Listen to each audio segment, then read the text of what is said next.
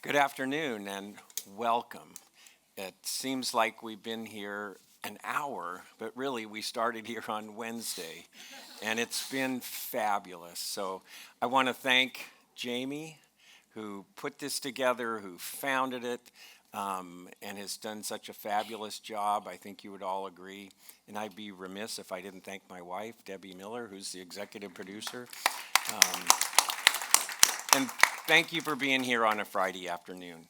But you're going to enjoy this because this is a great book and a wonderful person. I want to introduce Jonathan, former correspondent for Newsweek, covered national politics. He wrote another great book called Landslide, LBJ and Ronald Reagan at the Dawn of America.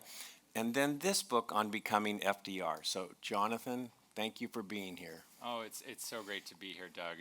I love this festival. It's been so nice to be here these few days. I love this festival because of the atmosphere, because of the people, the wonderful team that runs it, and I love it because of the spirit of this festival, which is one of curiosity. And I think curiosity is the essential thing because it reminds me that we're all alive and we're all human beings. So it's really wonderful to be here with all of you.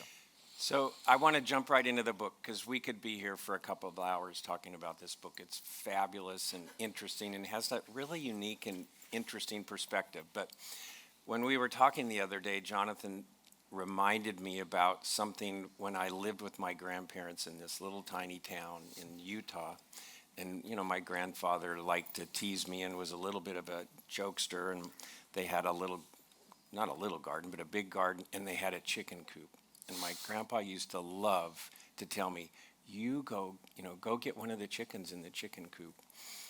And you'd walk in and they'd all fly all over the place and jump on your head. Well, he has chickens. So when he was telling me about chickens, I started to think about my grandfather. But you don't meet many people nowadays that have chickens. So I thought that was great. I know, but more and more people, I think, should, because it's the price of eggs, and it's connects us. I just attended a wonderful talk on our food system and climate, and that's a good way to get us focused on where our protein is coming from. So I want to jump right into the book. So it has a unique perspective, as I said, about what made FDR who he was, because unfortunately he contracted polio. But when you went into this book, can you tell us the process? Did you go into it saying, I'm going to write a book about polio and FDR? I mean, what about your research that led you to this? Yeah, that's a great question. The short answer to your question is no. So the way that I work is essentially I start with a big question that seems relevant to our lives today. I then start thinking about a period in time or an individual from our past who I think sort of is a good way of getting it and shedding light on that question.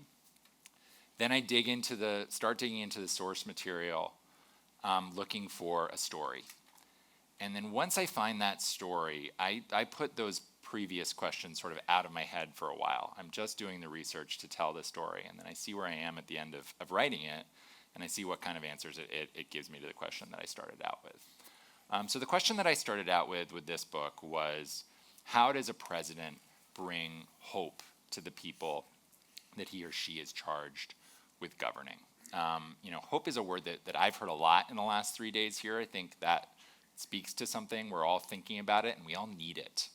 We've been living through challenging times in this country, and we hear that word a lot in our politics, so much that it's sort of become meaningless, but we still are all want it. And so thinking about that question brought me pretty quickly to Franklin Roosevelt. So even though there have been tons of books that have been written about FDR, I think he's someone we really need to be thinking about right now, because he's probably the best example we have in American history of a president who was able to come before the country in a time of enormous challenge and convince the country not only that there was reason to believe that things would get better, but that together they could do big things. He did that in his leadership of the country through the Depression and World War II. So I thought when I got into that the book would look at his presidency. And I thought that I would do the story of his experience with polio in like half a chapter of backstory. Because I thought I knew, and most people knew, that FDR had polio. I think we all are sort of familiar with the fact that, when he was president, he he and his staff went to great lengths to conceal the extent of his disability from the public, and that there was a code of silence in the press around that. And I knew that there was some relation to his character. It had something to do with his sort of native optimism. But I thought I knew all that. But once I dug into it and really started doing the research, I found that the polio story was something completely different. FDR got polio at the age of 39 in the summer of 1921. And he had had a whole career in politics up to that point. And he had been, in a lot of ways, a completely different person. And as I dug into it, I found that that experience of getting polio and having his life just upended made him into someone new and really created all the things that would make him a great president in the 1930s and 40s. And I found that in a couple of ways. I found that by looking at the testimony of the people who knew him best. Eleanor Roosevelt talked about the 7 years that FDR spent largely devoting his life to recovery and rehabilitation in the 1920s. And she said it's the first time that he had to reckon with the fundamentals of living. Louis Howe, who was the Roosevelt's essential advisor in these years, who's a big, wonderful character in my book, he talked about those years that FDR spent and what they did for him. And he said a year or two in bed should be prescribed for all of our statesmen.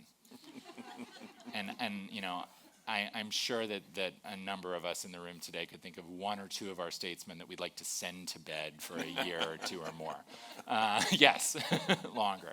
And what really drove it home to me, though, was in the archive, looking at this correspondence that FDR had with other people who had polio.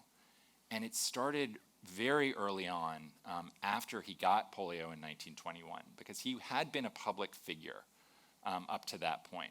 So when it was announced to the public, which it was announced in the fall of 1921, that Franklin Roosevelt, who'd been the vice presidential candidate the year before on the Democratic ticket, had what was called infantile paralysis at the time, polio, it was a big story. And other people who had polio started writing him letters, and he wrote them back. And some of those people were asking him for advice, but a lot of them were offering it. And a lot of them came from very different backgrounds from Franklin Roosevelt. And one letter that has really stuck with me was from a gentleman who had been a railroad worker in Massachusetts. And he got polio, and it left him completely paralyzed. And that person spent 7 years in a hospital recovering from the effects of polio. And he wrote FDR a letter, and he described in it that the way that his recovery had been impeded by rage and fear and shame. And in that letter, he wrote, "Mr. Roosevelt, whatever you do, don't worry, it won't help any." And I read those words, and I see a direct line from that sentiment to the only thing we have to fear is fear itself. So it seemed like telling that story of what he got out of those years was really the way to answer the question that I set out to, which is, how does a president bring us hope? So I've said it many times in these interviews, what I like are books that surprise me. And I think you were probably surprised by these letters. I mean, I don't remember in all the FDR books I've read that anyone had mentioned that. So were you surprised by the letters? Yeah, I was surprised by them in a number of ways. One, I think it shows that polio was much more part of FDR's public persona than I think I at least had realized, particularly in the 1920s. If you were reading newspaper accounts about Franklin Roosevelt in the 1920s, you knew that he had polio, and that was what got people writing him letters. But what was really surprising was this, FDR is a famously closed-off guy. He was raised with this sort of expectation that he have a perennial facade of pleasantness. And that meant that he was always quite distant even from the people that were really close to him in life. One of his speechwriters who became a great biographer of his, Robert Sherwood, described it as his heavily forested interior. And that's very, very hard to get into that forest. But in these letters, you could see him talking about his own experience with a kind of frankness and almost a vulnerability that you don't see even in his letters at the same time to the people that are closest to him in life. So it was really surprising to me to see that and it was, I think, what really, clued me into the fact that his relationship with other polio patients is not just something that exists on the surface for him. It's a key thing in sort of building his sense of self and sustaining him through the years. So it's an important part of your book that we learn about who he was before he had polio. So talk a little bit about his relationship with his mother, his relationship with Teddy. Yep. So those are probably two of the top three big influences. His mother is Sarah Delano Roosevelt, and I think of her as sort of like the 1880s version of a helicopter parent. Other mothers of Franklin Roosevelt was born into this a rarefied American family, and other mothers in Sarah's social class, they would maybe farm out the child rearing to governesses or nannies. Sarah did not want that. She wanted to be involved in every aspect of her precious child's upbringing. He was her only son, and she sort of had this incredible ability, and she put it all into Franklin Roosevelt. And that gives him a certain confidence in himself, but it doesn't give him a way of easily connecting with people, because Sarah has this sort of big expectation that he should be pleasant at all times. And that's really the only rule that exists in his life, and the first sign of unpleasantness in his behavior, that's when he would get a reprimand. So that gives him a certain emotional sensitivity that's going to be really important to him, but it doesn't allow him to form a connection with people. And so as he goes out into the world, he's not Franklin Roosevelt, who's great at connecting with people. He goes to boarding school and then college, and people don't like him that much. They call him, society girls call him a feather duster. He's sort of puny and insignificant. He talks a little too loud. He tries a little too hard. In his college years, something really important happens, which is his fifth cousin, Teddy Roosevelt, is catapulted into the presidency after the assassination of William McKinley. And all of a sudden, having the last name Roosevelt is a really big deal. FDR had always thought it was a big deal, but the rest of the world didn't think so as much. And so all of a sudden, he gets that. And so he very quickly sort of fastens onto that and says, that's what I want to be. He sees Teddy Roosevelt and he says, I'm going to follow exactly that path. And he very methodically actually goes about trying to do that. Not insignificantly, he marries his cousin Teddy's niece, Eleanor. And they were fifth cousins. They were right? fifth cousins, which was less weird then than it is today. And it's sort of dynastic, it's like, how do you find a bride who's good enough for a Roosevelt groom? Like, pick a Roosevelt bride.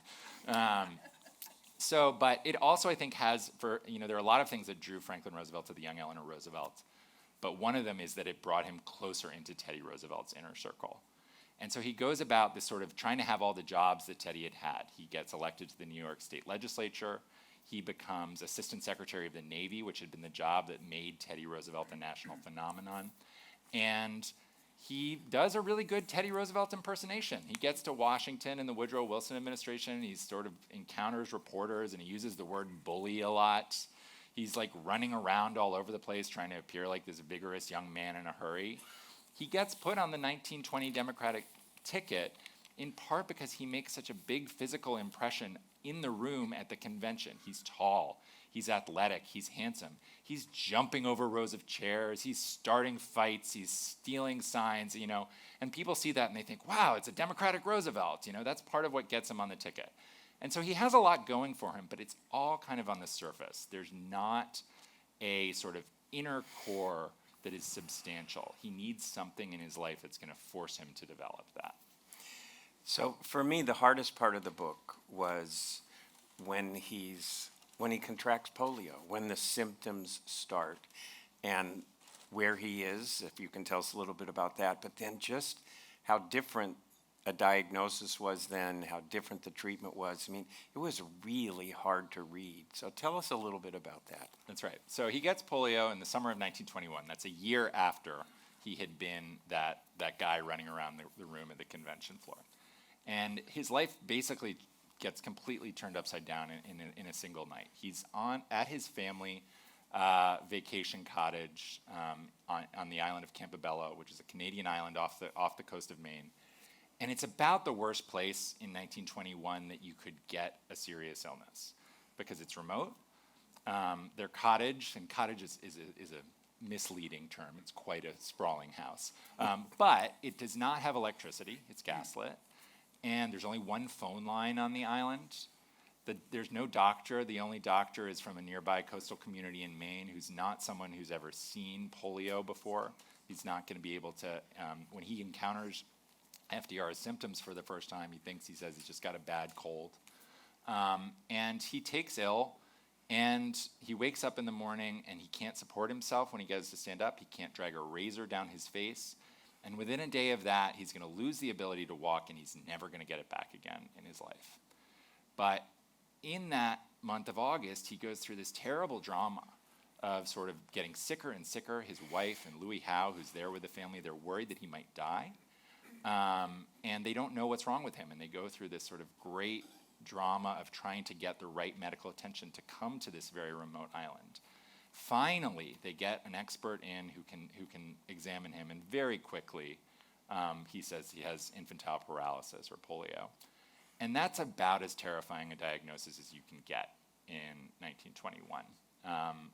Polio had been around for a long time, but it had been the sort of source of fear in the United States for about 2 decades at that point, because there had been these terrible epidemics in American cities that killed thousands of people, many of them children. And the way I think about it, is sort of like the early months of the COVID pandemic, when we were all, washing our groceries and doing all these things that because we were afraid, but we didn't really know what we were dealing with. It was like that with polio for decades in this country. People were terrified of it, but there's just this mystery about how it's communicated, how you treat it, and what you do to sort of foster recovery from its effects. So when he gets that diagnosis, he knows that he's facing something that is about as terrifying as he can do, and it's really going to mean that this dream and this path that he's had that's been so clear to him up to that point is pretty much gone. You talk about, and I think it's something that stuck with him during those times on the island. And we could talk about how hard it was even to get him off the island, but he said you talk about the lowest moments of that time period was he was told to do nothing, to not worry, and just wait. Right. That goes against everything that's been in his nature up to that point. He's always been this guy who has this idea that, when you want to master something, you try it and you're not that good at it. And then you try a little harder and you get better, and then all of a sudden you're great at it. He can't do that. Like the first weeks of his recovery, there's really nothing for him to do but lie there. As Louis Howe later says, nothing to do but think. And he's, up to that point, he's always been someone who, when he encounters something that's unpleasant, he can just run off and go do something else. He has to stay there, and he has to think about the hard stuff and the hard reality of what he's facing. And I think that's really, in a lot of ways, the beginning of the change in him, because he's able to sit with that and contemplate and still see a better path ahead.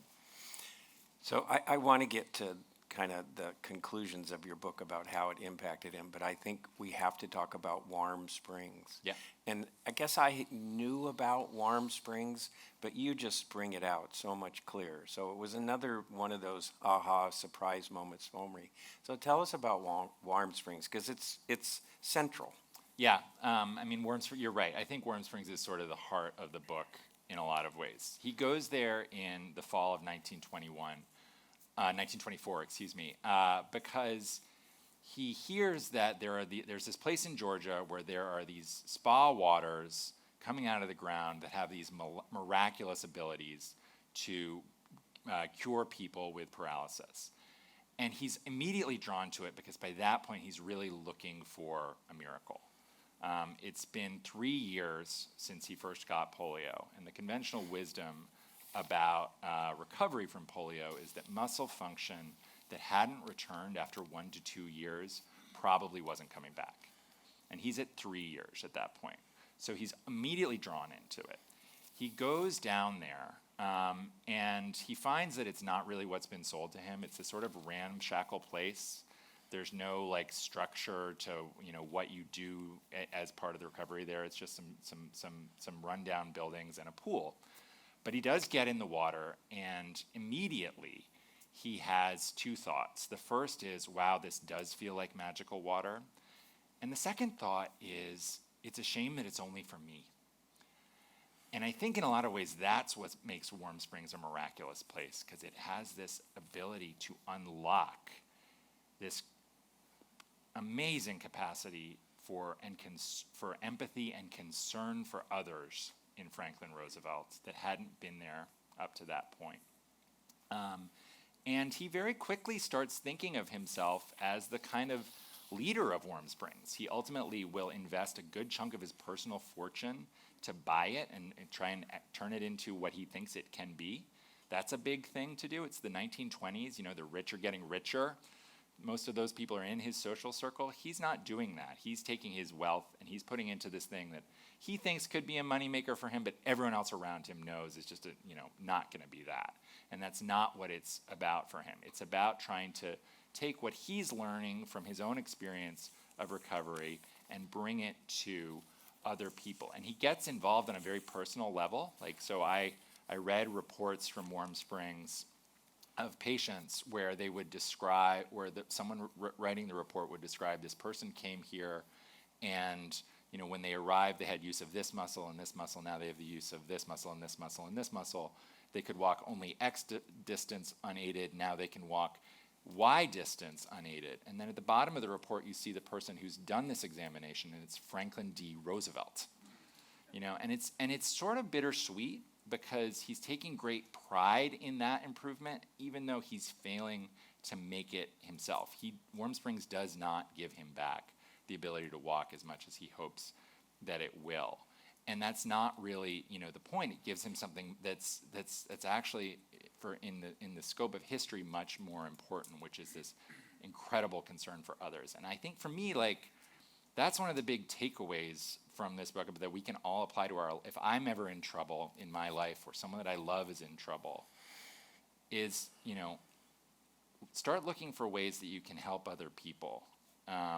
Because when you do that, it gives you Franklin Roosevelt's story shows it gives you a sense of self and self-confidence.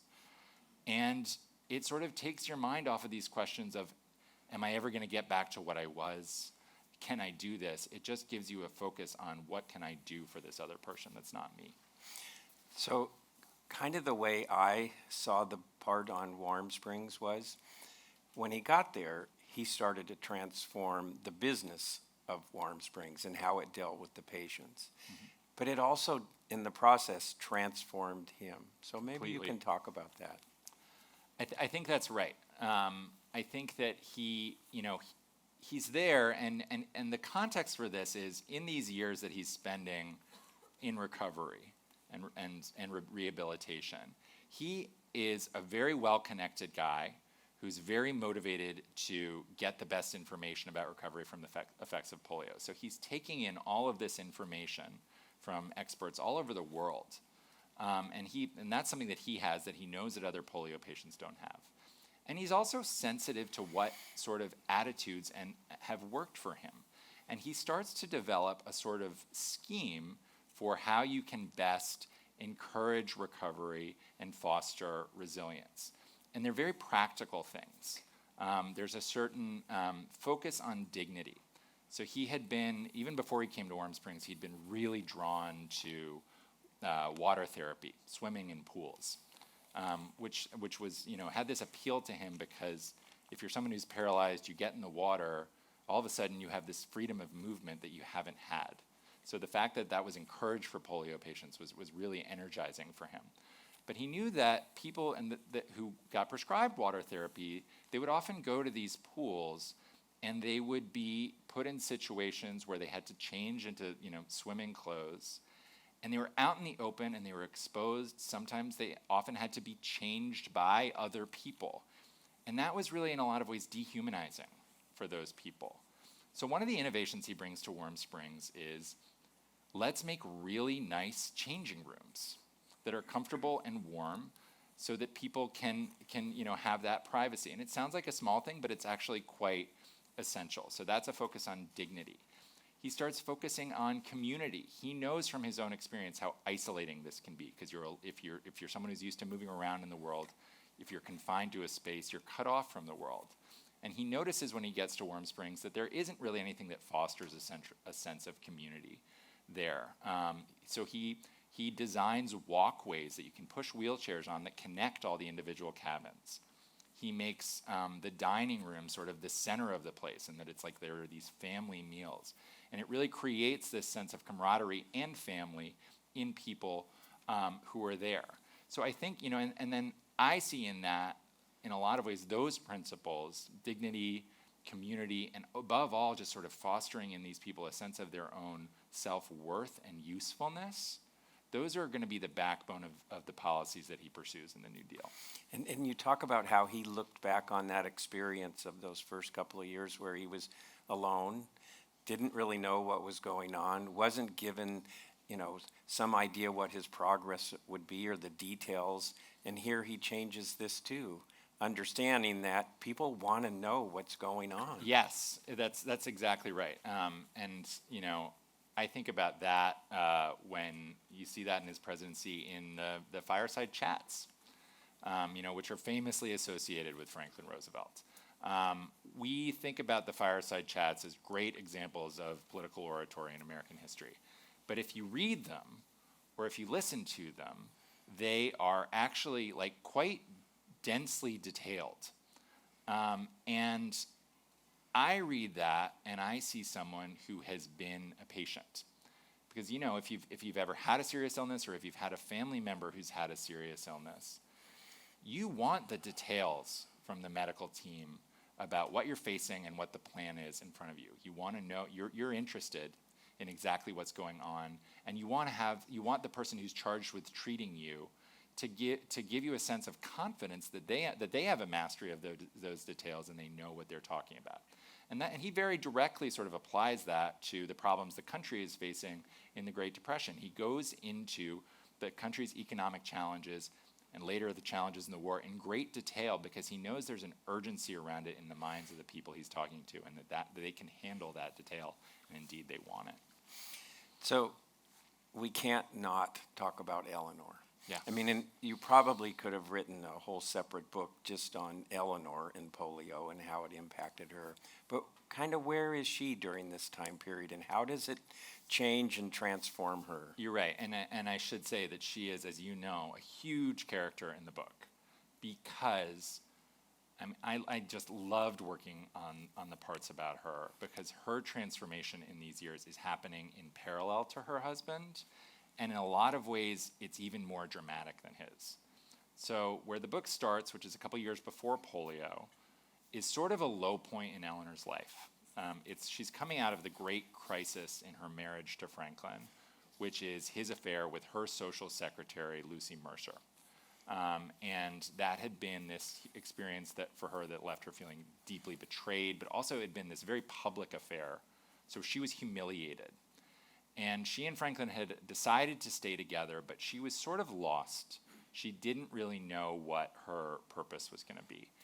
And she didn't at all think that that her future was going to be as a public figure. The story I always think of that best illustrates this is in that 1920 campaign, when he was the vice presidential candidate, a reporter comes to Eleanor and says, "What do you think about women's suffrage?" And women's suffrage is the big issue in 1920. It's the first year that women have gotten the right to vote nationwide under the 19th Amendment. And Eleanor says, "I don't have a strong feeling either way. Personally, I'm content with my husband and my children." Eleanor Roosevelt. And within just a few years of saying that, she is not only going to have an opinion about women's suffrage, she supports it. She herself is going to be one of the most influential women in all of American politics, and she's going to have an issue set and an agenda and a power base that is totally independent from her husband. And in a lot of ways, it's polio that brings that about. As Franklin is pursuing this path of recovery and rehabilitation, there's this need for someone to be representing the Roosevelts on the public stage. And Eleanor steps into that void, and she very quickly discovers that that's the place she was always meant to be. And so you get to see her not only remaking herself in parallel to Franklin, you get to see them together kind of reinventing their marriage into this very complex new union that's based on this shared sense of service and purpose that they both have. It is not, as you well know, a completely tidy story. And that's why I like it. Eleanor, never really gets over her rage that she carried from the great crisis in their marriage. And in the book, you see it sort of bubble up at times in kind of delicious moments. So, for example, when Franklin ultimately does return to politics after his 7 years of convalescence, he runs for governor of New York in 1928. And he wins, and it's kind of a big surprise. He had been sort of pressured to run on the Democratic ticket for governor in New York so that he could help his fellow New Yorker, Al Smith, who was running for president that year. But on election night, Smith loses in a landslide, and Franklin Roosevelt squeaks by to win and surprises everyone. So the next day, the reporters go to Eleanor and they say, standard question, are you happy for your husband? And her response is, how could I be happy when the rest of the ticket is done so poorly? And then a couple days later, they ask her, they say, what do you think this is going to mean for your husband? And she says, well, I don't see how he could help but get fat. And I think, the timing on that is really interesting because it's any moment in this story where there's some change in Franklin's status that is going to potentially mean a change in this carefully choreographed independence that they have worked out for each other, Eleanor gets uneasy. But she always comes around, and she comes around in part because she and Franklin are innovative in finding new ways to sort of take on these positions that look like being a standard political couple, but find ways that they can do it in new ways. And also because I think she really sees how her husband has changed and been deepened by these years, and she believes in what he's doing, and it's worth it for her. So I want to read something that's in the epilogue. And it's interesting, by the time I finish a book, sometimes I'm maybe tired and I don't read the epilogue as well as I should. I read the epilogue of yours probably 5 times because there's so much in it. But you have this one line, it says, and it relates to what you just talked about, so I have a question after I read it. Perhaps the greatest impact of Franklin's years of illness and rehabilitation was the partnership he and Eleanor brought to the White House. And I guess I have this legalistic definition of partnership of 2 people sitting down or, lawyers on each side sitting down and negotiating a partnership. But I didn't feel like I felt like the illness allowed her to do some other things and to grow in certain ways that maybe wouldn't have happened if he hadn't had polio. But did they actually come to some agreement or? No, I think with Franklin Roosevelt, there's what's articulated on the surface, and then there's what's understood, and often what's not understood underneath.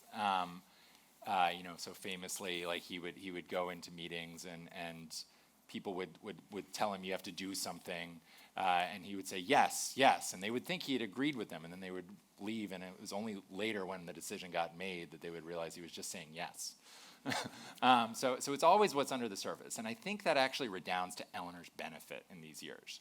If you think about sort of what drew them together in the first place, what made them get married, they looked on paper like people who would be a really good match. They came from the same family. They knew all the same people. They were they moved in the same circles.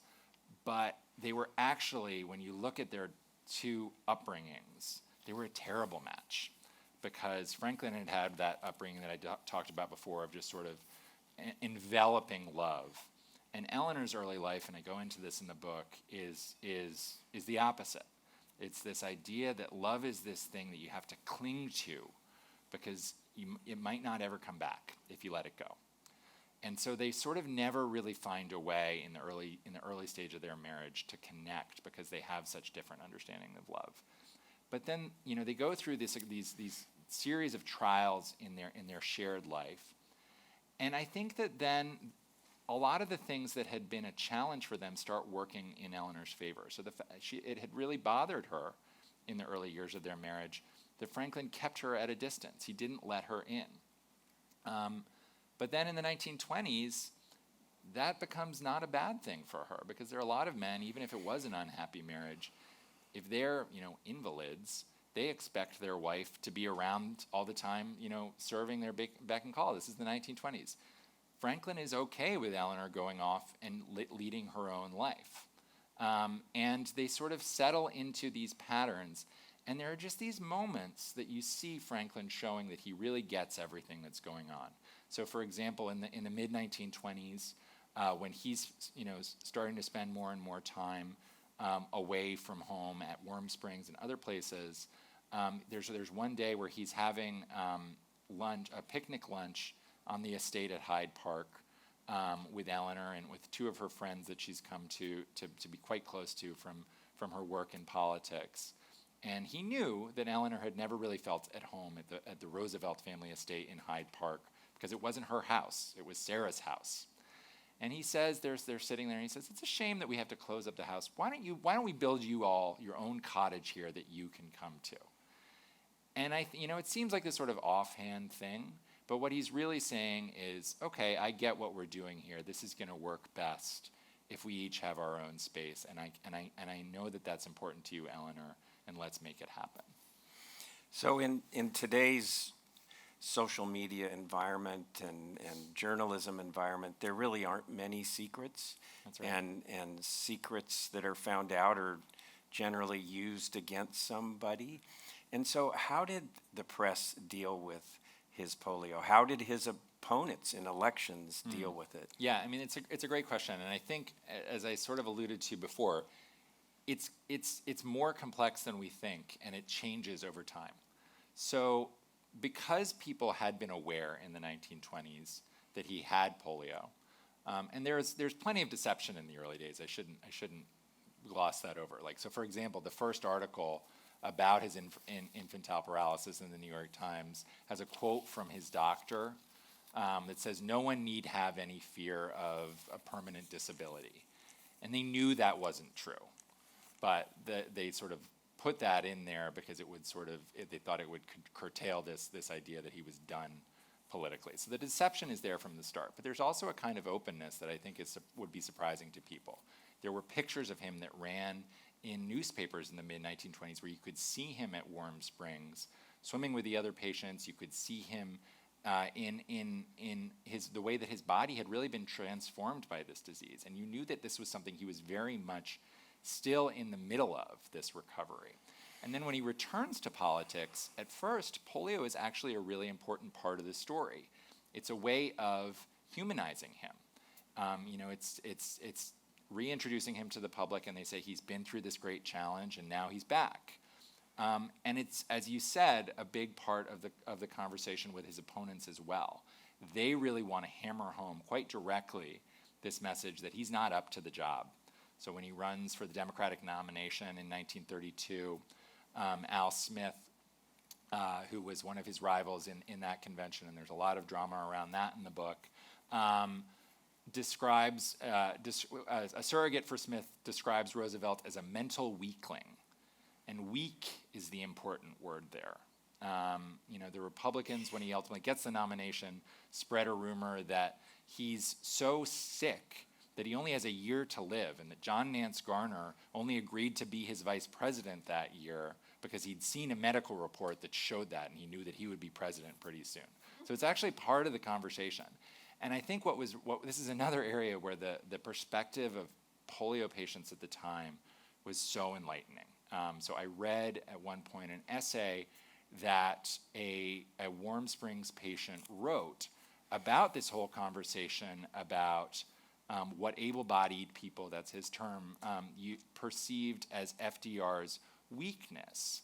And that person writing the essay said perhaps they failed to realize that the paralysis which has made us weaker animals has also made us stronger human beings. And that's, I think, the heart of the story that I'm trying to tell, and I think it's the essential truth of Franklin Roosevelt. So time goes so fast. We've only got 5 minutes. I think I have another 5 pages of questions, and I want to get to 2 questions. I'm going to tell you what they are, and you can divide up the last 5 minutes. This was a time period in America that was very difficult in the midst of the Depression, World War II. And how did he inspire Americans? I mean, there was unbelievable fear, unbelievable suffering. That's the first question. And then what's the lesson for us now and for politicians now with his example as to how he led? That's a great place for us to take this, because I think that's why I set out to write this book in the first place. How did he inspire the country? Well, part of it is by applying those principles that I talked about that he got from Warm Springs.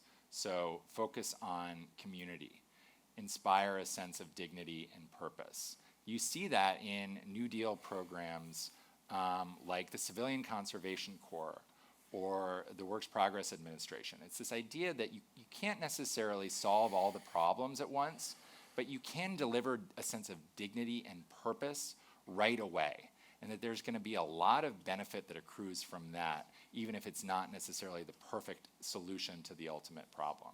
And I think that's sort of a guiding, we talk about Franklin Roosevelt today as this figure of the left, but he was not a doctrinaire, figure. He was really guided by a sense of empiricism. Think about the famous line that he uses when he's laying out the New Deal. He says, try something. If it fails, admit it plainly, but above all, try something. And that had been, I think, the animating spirit of the years before. That had been what he did as he was trying to get back from polio. So he's really, he brings that. And I think that gets to the other piece of it, which is people understood on some level that this is someone, when he talked about hope and recovery, that he knew whereof he spoke. So if you think about it, saying the only thing we have to fear is fear itself is a pretty audacious thing for a privileged man from Hyde Park to say in the spring of 1933. Millions of Americans are out of work. They can't put food on the table for their families. They had very legitimate things to fear. And he's saying the only thing you have to fear is fear itself. If Herbert Hoover had tried to say that, I don't think it would have worked. But Franklin Roosevelt can say it because people know that this is something that he believes. And why do they know that? For that, I think about a story back from those early days of recovery. It's the winter of 1921, and his children have been around on the sort of edges of his illness and recovery up to that point. And it's quite terrifying for them because he had up to that point been this incredibly physically rambunctious parent who would take them on these treks and wrestle with them on the floor. And all of a sudden he's shut away in his bedroom, and everyone's very concerned, and they're terrified, and they're also terrified of this change in him. So what he would do was he would invite them into his room.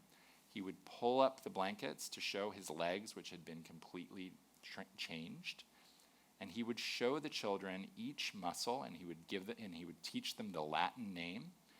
And then he would say how he needed to regain recovery, and he would say, "Ooh, I can feel those muscles coming back." And his son Jimmy later talks about this, and he says, "And we believed him because he believed it." And I think that's what made Franklin Roosevelt so powerful as an orator in the darkest days of the Depression of the war. People believed him, what he was saying, because he believed it. And so then when we think about, what do we need today? I was writing this book, finishing this book through the pandemic, through the 2020 election, its contested aftermath.